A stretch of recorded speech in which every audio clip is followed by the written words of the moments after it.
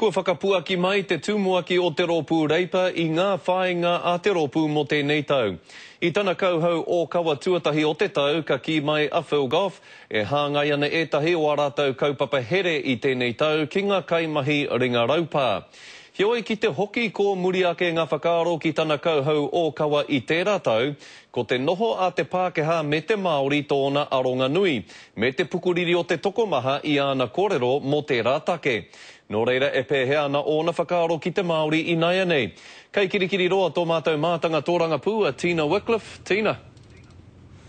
Ai, he paku noiho ngā kōrero a Phil Goff I tēnei rā e pāna ki ngā take Māori. O tira kei reira tonu ana wero ki te pai o ngā kaupapa e kōkirihi ana e te Pāti Māori. A tēnā whakarongo mai. You know, the greatest challenge for Māoridom won't be about foreshore and seabed, and it certainly won't be about whether a flag flies over the harbour bridge once a year. It'll be about the future of all of our Māori kids and ensuring that they get the best education that they can. Nō reira, Tina, I te ahua nei kua mutu tana hamahama I te Māori ki o whakaaro heahi pērā ai.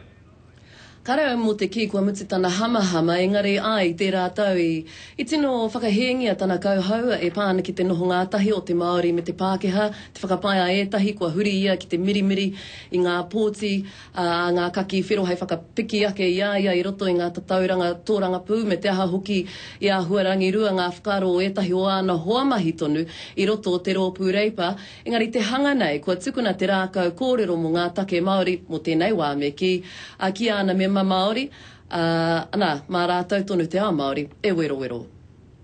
And Kelvin Davis, our newest Māori member of the Labour caucus, wrote an article the other day that I thought was pretty good.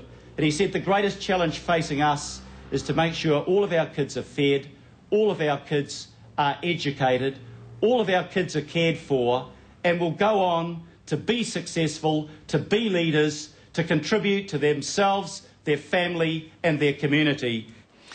Tina, kei te haere a Phil Goff ki Waitangi a tērā wiki, nā whai anō pēa I kore ai ia I tino tāwai, I tino wero rāne I ngā kaupapa Māori? Tērā pēa he kiko o tērā pātai, Scotty, nā te mea kua ia te hea ka tāunu I te ao Māori I mua I tana whakaeke ki runga I te tī marae, kei te hanga pukuriri tonu ētahi ki te rā huatanga I roto o rātana. O tira ai ki ana mema Māori a Shane Jones rāwa ko Kelvin Davis, mena ka tāunu tia te rōpū reipa e te pai tapu o te tia tēnā he āhua kei te haere, ka whakahokia e reipa ngā wero, Scotty. Tina Wycliffe, e mihi ana ki a koe moe nā whakamārama. Kia ora rā.